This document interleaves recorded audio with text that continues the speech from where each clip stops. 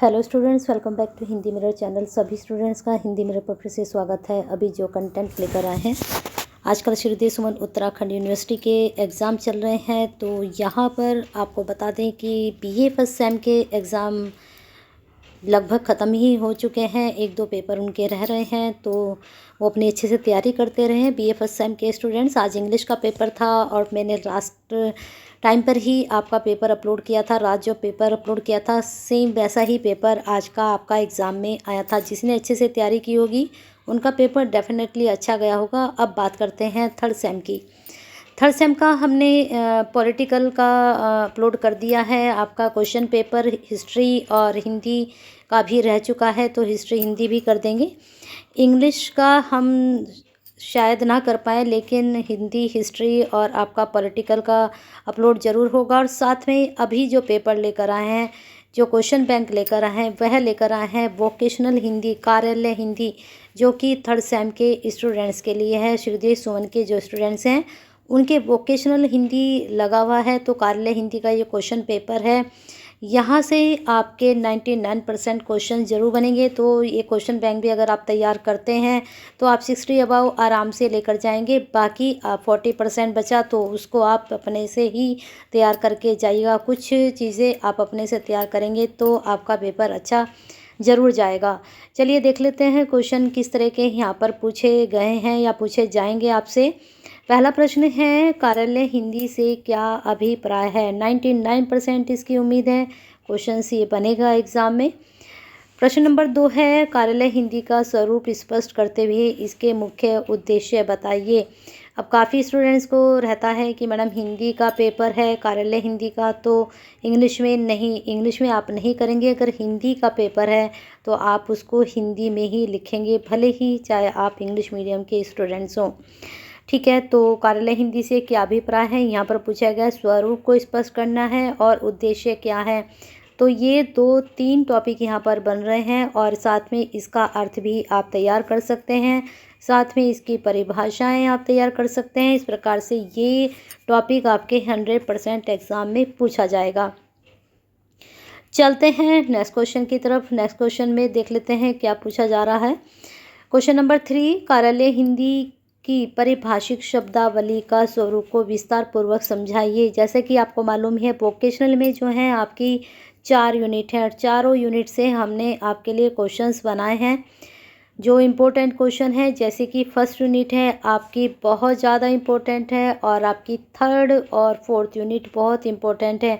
वहाँ से 100% क्वेश्चंस आपके निकलेंगे। इन तीनों यूनिट पे भी आपने कवर कर लिया तो आपका पेपर डेफिनेटली अच्छा होगा।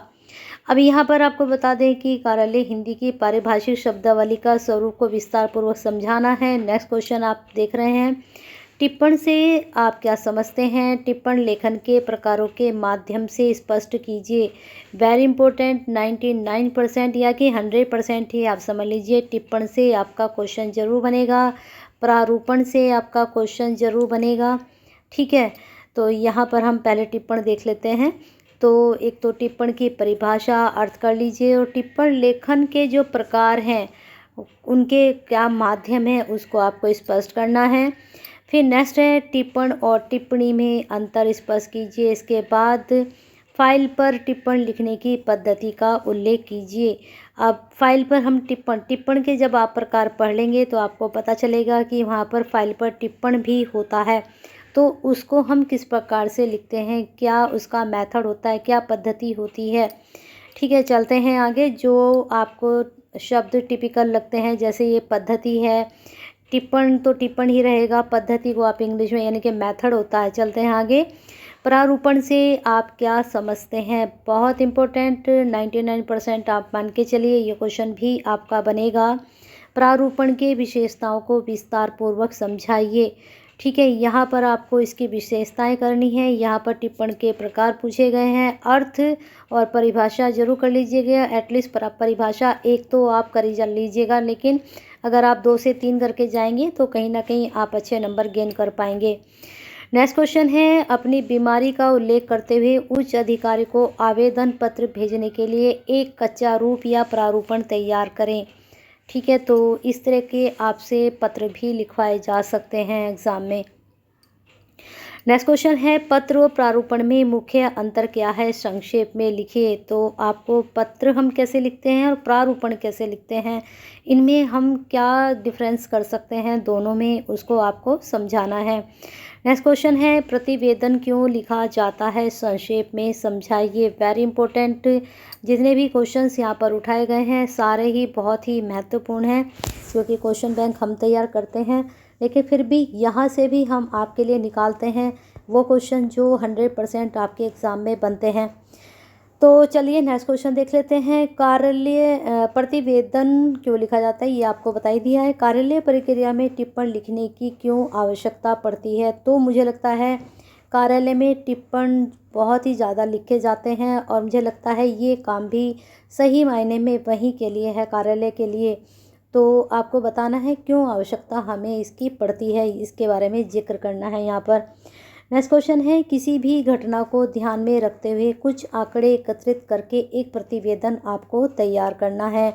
कोई भी एक घटना आपके मोहल्ले में घट जाती है, शहर में घट जाती है, देश में घट जाती है, उसको घटना को देखते हुए आप उसके आंकड़े कहीं से भी, न्यूज़पेपर से लीजिए या कहीं से भी लीजिए, एक प्रतिवेदन आपको बनाना है।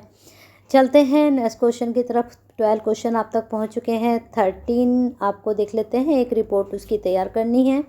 प्रारूपण लेखन क्या है, यहाँ पर थोड़ा सा ये मिस्टेक हो गया। प्रारूपण क्या है, स्पष्ट करते हुए इसके विभिन्न प्रकारों को स्पष्ट कीजिए। बहुत अच्छा प्रश्न है। कार्यालयीय पत्राचार क्या है, कार्यालय पत्राचार की प्रमुख विशेषताएं बताइए। 99%, ये भी 99%। यहाँ पर हमने जितने भी क्वेश्चंस आपको दिए हैं सारे क्वेश्चन बहुत ही इम्पोर्टेंट हैं। चलते हैं आगे। कार्यालय पत्राचार क्या है, कार्यालय पत्राचार की प्रमुख विशेषताएं आप कार्यालय हिंदी, कार्यालय प्रारूपण, टिप्पण, कार्यालय पत्राचार सबकी जरूर करके जाइएगा, क्योंकि विशेषता वाला क्वेश्चन एक इस तरह का क्वेश्चन होता है, वो डेफिनेटली आपके एग्ज़ाम में पूछा जाता है। नेक्स्ट क्वेश्चन है कार्यालय पत्राचार के विभिन्न रूपों पर प्रकाश डालिए। तो जो कार्यालय पत्राचार हम करते हैं वह कौन कौन से होते हैं, उसके बारे में यहाँ एक्सप्लेन करना है। नेक्स्ट क्वेश्चन है टिप्पण लिखते समय किन किन बातों का ध्यान रखना चाहिए। वेरी इंपॉर्टेंट, इसको भी आप जरूर करके जाइए एग्ज़ाम में।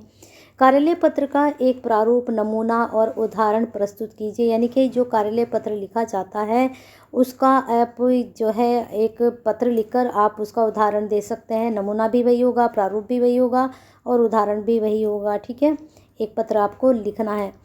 नेक्स्ट क्वेश्चन है कार्यालय पत्र क्या है, इसके प्रारूप को विस्तार पूर्वक समझाइए। संक्षेपण किसे कहते हैं, इसके अर्थ परिभाषा सहित स्पष्ट कीजिए। वेरी इंपॉर्टेंट, संक्षेपण का क्वेश्चन भी जरूर पूछा जाएगा।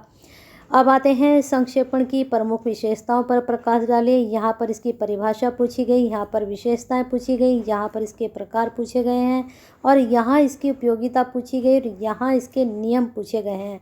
तो देखिए एक ही क्वेश्चन के यहाँ मैंने कितने सारे टॉपिक आपसे पूछ लिए हैं। अब आप सोचेंगे कि इसमें से भी कौन सा इम्पोर्टेंट टॉपिक हो सकता है, तो आपके लिए ये वाला टॉपिक इम्पोर्टेंट हो सकता है, ये इम्पोर्टेंट और ये इम्पोर्टेंट। 3 टॉपिक आपके लिए बहुत इम्पोर्टेंट है, लेकिन पढ़कर आप इन 2 को भी जाइए। तो बने रहिए हिंदी मीडियम के साथ ऐसे बेनिफिशियल वीडियो के लिए। 23 क्वेश्चंस आप तक पहुँचे हैं। 23 में से अगर आपके 6 से 7 क्वेश्चन भी यहाँ पर बन जाते हैं तो आपका 70% आने से कोई नहीं रोक सकता। तो बने रहिए, लाइक करते रहिए, शेयर करते रहिए, क्योंकि आप शेयर करते हैं तो कहीं ना कहीं आप किसी की हेल्प करते हैं। तो शेयर कीजिए, हेल्प कीजिए और साथ में हिंदी मीडियम का अभी तक हिस्सा नहीं बने हैं, 3rd सेम में है, 6th सेम तक हमारा आपका साथ रहना है, तो कर लीजिए सब्सक्राइब, बेल आइकन को हिट कर दीजिए नई वीडियो के नोटिफिकेशन के लिए।